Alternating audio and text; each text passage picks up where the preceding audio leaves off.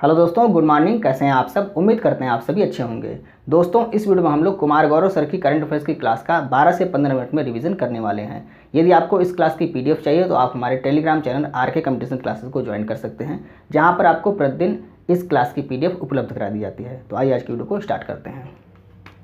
आज का पहला प्रश्न है, हाल ही में विश्व दुग्ध दिवस 2023 कब मनाया गया है? 1 जून को मनाया गया है।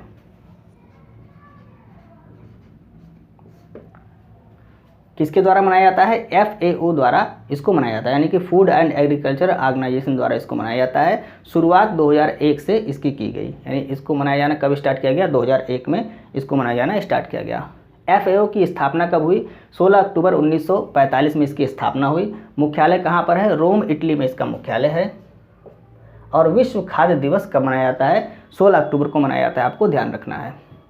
राष्ट्रीय दुग्ध दिवस कब मनाया जाता है? 26 नवंबर को मनाया जाता है। किस लिए मनाया था? तो इस दिन डॉक्टर वर्गीज कुरियन के जन्म दिवस के अवसर पर इसको मनाया जाता है, यानी कि राष्ट्रीय दुग्ध दिवस कब मनाया जाता है? डॉक्टर वर्गीज कुरियन के जन्म दिवस पर 26 नवंबर को यह मनाया जाता है। डॉक्टर वर्गीज कुरियन, इनको क्या माना जाता है? तो भारत में श्वेत क्रांति का जनक माना जाता है।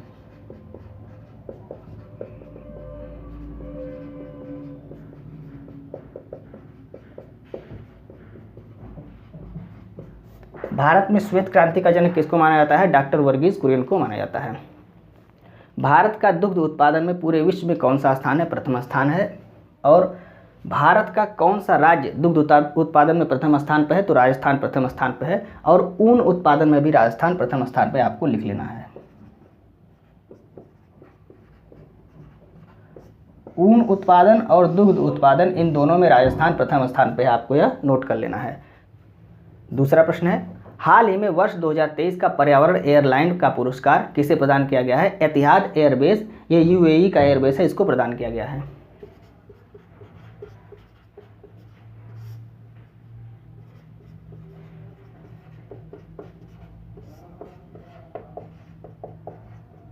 यानी संयुक्त अरब अमीरात का एयरबेस कौन सा है? एतिहाद एयरबेस, इसको पर्यावरण एयरलाइन का पुरस्कार प्रदान किया गया है। अगर आपसे पूछता है शीर्ष एयरलाइन का पुरस्कार किसको दिया गया है, तो न्यूजीलैंड एयरलाइन को शीर्ष एयरलाइन का पुरस्कार दिया गया है। यह भी आपको याद रखना है। न्यूजीलैंड के राजधानी क्या है? वेलिंगटन इसकी राजधानी है। और प्रधानमंत्री कौन है? Chris Hipkins. ये अभी हाल ही में UPPCS 2023 की प्री की परीक्षा में आया हुआ था। तो प्रधानमंत्री कौन है? क्रिस हिपकिंस हैं। प्रकाश संश्लेषण की क्रिया में पौधे कौन सी गैस बाहर निकालते हैं? तो ऑक्सीजन बाहर निकालते हैं, कार्बन डाइऑक्साइड प्रकाश संश्लेषण क्रिया में पौधे लेते हैं। लेकिन अगर आपसे पूछता है श्वसन की क्रिया में पौधे कौन सी गैस बाहर निकालते हैं, तो कार्बन डाइऑक्साइड बाहर निकालते हैं और ऑक्सीजन लेते हैं। चाहे मनुष्य हो या पौधा हो, श्वसन की क्रिया में वह कार्बन डाइऑक्साइड ही बाहर निकालेंगे और ऑक्सीजन को अंदर लेंगे। इसको क्यों बताया गया, यानी कि इस प्रश्न को क्यों यहाँ पे बताया गया? क्योंकि जो इसको पुरस्कार दिया गया, किस लिए दिया गया है? कार्बन डाइऑक्साइड के उत्सर्जन को कम करने के लिए यह पुरस्कार इनको दिया गया है।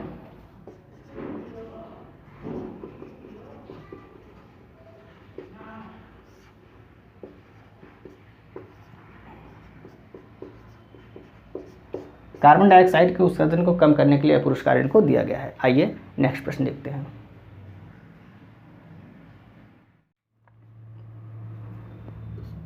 तीसरा प्रश्न है, हाल ही में USA के नेतृत्व वाले समुद्री गठबंधन CMF से अपनी सदस्यता समाप्त करने वाला देश कौन सा है? UAE यानी कि संयुक्त अरब अमीरात ने अपनी सदस्यता समाप्त कर ली है।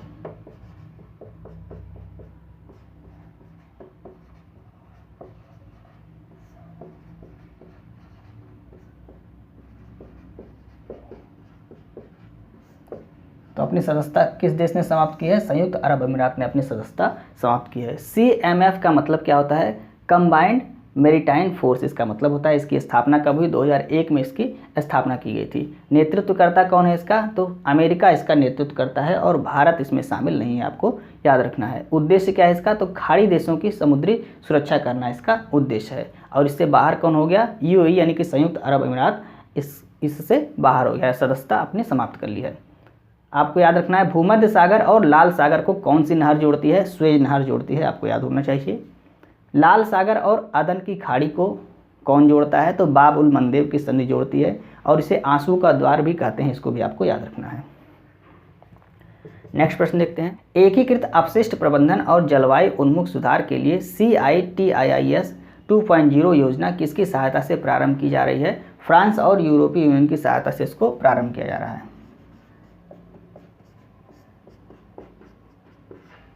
ये आपको याद रखना है। CITIIS इसका फुल फॉर्म क्या होता है? City investment to innovate integrated to sustain इसका फुल फॉर्म होता है। उद्देश्य क्या है इसका? अपशिष्ट प्रबंधन करना। किसके लिए? जलवायु परिवर्तन को सुरक्षित करने के लिए अपशिष्ट प्रबंधन करना इसका उद्देश्य है। पहला चरण कब स्टार्ट किया गया था? 2018 में स्टार्ट किया गया था और पहले चरण में 12 शहरों में से शुरू किया गया था। दूसरा चरण कब स्टार्ट हुआ है? 31 मई 2023 को इसको स्टार्ट किया गया है। अगले 4 वर्षों के लिए यानी कि 2023 से 27 तक ये चलेगा। और किस मंत्रालय द्वारा स्टार्ट किया गया? तो महुआ मंत्रालय द्वारा इसको स्टार्ट किया गया, आपको याद रखना है। फ्रांस की राजधानी क्या है? पेरिस। किस नदी के किनारे है? सीन नदी के किनारे है। फ्रांस से ही भारत ने कौन सा विमान खरीदा था? तो राफेल विमान कहाँ से आया था? फ्रांस से आया था, आपको याद रखना है। अंतर्राष्ट्रीय सौर गठबंधन ISS किसके द्वारा स्थापना इसकी की गई? तो भारत और फ्रांस के द्वारा इसकी स्थापना की गई। कहाँ पर की गई? तो COP21 की बैठक में इसकी स्थापना भारत और फ्रांस द्वारा की गई। इसका मुख्यालय कहाँ पर है? गुरुग्राम हरियाणा में इसका मुख्यालय, आपको याद रखना है। आइए नेक्स्ट प्रश्न देखते हैं।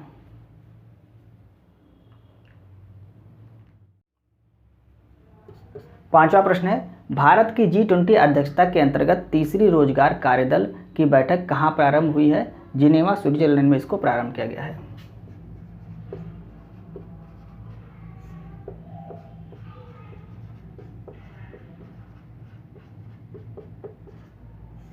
जिनेवा स्विट्जरलैंड में इसको प्रारंभ किया गया है। कहाँ पर प्रारंभ किया गया है? तो ILO का मुख्यालय जहाँ पर है यहीं पर इसको प्रारंभ किया गया है। ILO यानी कि इंटरनेशनल लेबर ऑर्गेनाइजेशन, इसका मुख्यालय कहाँ पर है? जिनेवा स्विट्जरलैंड में इसका मुख्यालय, और यहीं पर तीसरी रोजगार कार्यदल की बैठक को यहाँ पर किया गया है। स्थापना कब हुई थी ILO की? तो 1919 में इसकी स्थापना हुई थी। वर्साई की संधि से 1919 में ILO की स्थापना हुई थी, आपको याद रखना है। 1969 में शांति का नोबेल पुरस्कार ILO को दिया गया था, इसको भी आपको याद रखना है। 2022 में G20 की अध्यक्षता किसने की थी? इंडोनेशिया ने की थी। और 2023 में G20 की अध्यक्षता कौन कर रहा है? भारत कर रहा है इसकी अध्यक्षता। थीम क्या है? वसुधैव कुटुंबकम इसकी थीम है। और शेरपा कौन है 2023 के? अमिताभ कांत 2023 के शेरपा हैं। किसके? G20 के। G20 के कुल सदस्य देश कितने हैं? तो 19 देश हैं और एक यूरोपीय यूनियन है, ये आपको याद रखना है G20 में, और इसमें भारत शामिल है। G20 के लोगों में कमल की पंखुड़ियाँ क्या दर्शाती हैं? तो 7 महाद्वीप को दर्शाती हैं, यानी कि 7 पंखुड़ियाँ हैं कमल की, वो 7 महाद्वीप को दर्शाती हैं। यह अभी आपका UPPCS 2023 की प्री परीक्षा में आया हुआ प्रश्न है। G7 की बैठक कहाँ पर हुई? 2023 की जापान के हिरोशिमा में हुई थी। क्वाड की 2023 की बैठक कहाँ पर हुई? यह भी जापान में हुई। SCO की बैठक 2023 की कहाँ पर हुई? भारत में हुई। और ब्रिक्स 2023 की बैठक कहाँ पर हुई? दक्षिण अफ्रीका में हुई, आपको।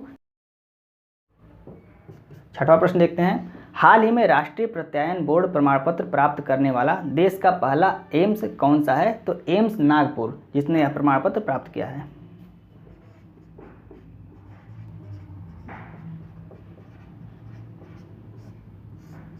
किस लिए प्राप्त किया है यह प्रमाण पत्र? तो बेहतर स्वास्थ्य सुविधा के लिए यह प्रमाण पत्र इसको दिया गया है। पहला हिंदी सम्मेलन कहाँ पर हुआ था? नागपुर में 1975 में हुआ था, आपको याद रखना है। कांग्रेस के नागपुर अधिवेशन की अध्यक्षता किसने की थी? तो विजय राघवाचार्य ने 1920 में कांग्रेस के नागपुर अधिवेशन की अध्यक्षता की थी। यह भी प्रश्न आपको याद रखना है।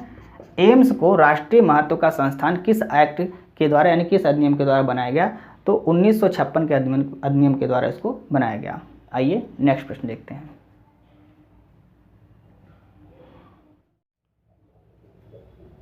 सातवां प्रश्न है, वित्तीय वर्ष 2022-23 में भारत के सकल घरेलू उत्पाद में कितनी वृद्धि दर्ज हुई है? 7.2%। 7.2% की वृद्धि दर्ज हुई है। 2021-22 में यह कितनी थी? 9.1% थी। और 2022-23 में कितना है? 7.2% इसको दर्ज किया गया है। भारत का लक्ष्य कितना है? $5 ट्रिलियन अर्थव्यवस्था प्राप्त करने का लक्ष्य है, जिसमें से भारत ने 3.3 ट्रिलियन की अर्थव्यवस्था को प्राप्त कर लिया है और इंग्लैंड को पछाड़कर भारत उससे ऊपर आ गया है। कृषि में 5.5% का ग्रोथ रहने का अनुमान है और राजकोषीय घाटा 6.4% रहने का अनुमान है। भारत का सबसे बड़ा व्यापारिक भागीदार कौन है? अमेरिका है। और भारत से सर्वाधिक निर्यात किस जिले से होता है? जामनगर, गुजरात से सर्वाधिक व्यापार होता है। जामनगर, गुजरात से सर्वाधिक व्यापार किया जाता है, आपको याद रखना है। आठवां प्रश्न है, हाल ही में किस फिटनेस यूनिकॉर्न ने टर्बो यूपीआई लॉन्च किया है? रेजर पे यह एक फिटनेस यूनिकॉर्न है, तो इसने टर्बो यूपीआई लॉन्च किया है। किसने? रेजर पे ने।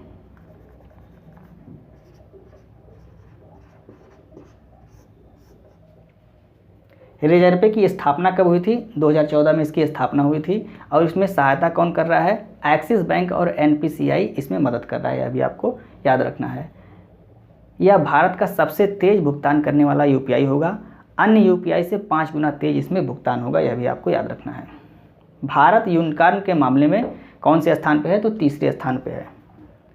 यूनिकॉर्न किसको कहा जाता है? तो ऐसा स्टार्टअप जिसकी कुल संपत्ति $1 बिलियन से अधिक हो, ऐसा स्टार्टअप जिसकी कुल संपत्ति $1 बिलियन से अधिक हो, उसे क्या कहते हैं? यूनिकॉर्न कहते हैं।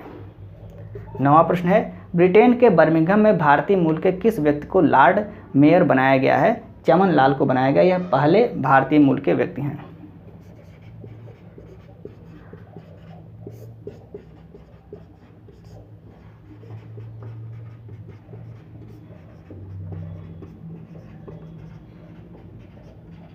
यह पहले भारतीय मूल के व्यक्ति हैं। कौन है? चमन लाल। इनको बर्मिंघम में भारतीय मूल के किस व्यक्ति को लॉर्ड मेयर बनाया गया है? तो चमन लाल को लॉर्ड मेयर बनाया गया है। आइए नेक्स्ट प्रश्न देखते हैं।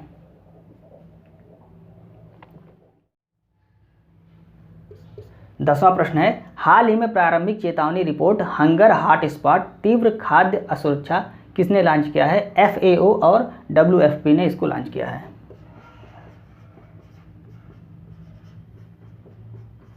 FAO का मतलब होता है फूड एंड एग्रीकल्चर ऑर्गेनाइजेशन और WFP का मतलब होता है वर्ल्ड फूड प्रोग्राम।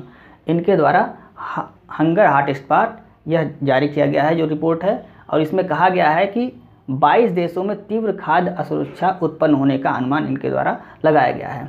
WFP यानी कि वर्ल्ड फूड प्रोग्राम, इसकी स्थापना 1961 में हुई और इसका मुख्यालय कहाँ पर है? रोम, इटली में है। फूड एंड एग्रीकल्चर ऑर्गेनाइजेशन, इसकी स्थापना 1945 में हुई और इसका मुख्यालय भी रोम, इटली में है, आपको याद रखना है। अगला प्रश्न, छठवीं शतरंज मास्टर्स अंतर्राष्ट्रीय शतरंज चैंपियनशिप 2023 का विजेता कौन है? अर्जुन एरिगैसी इसके विजेता हैं।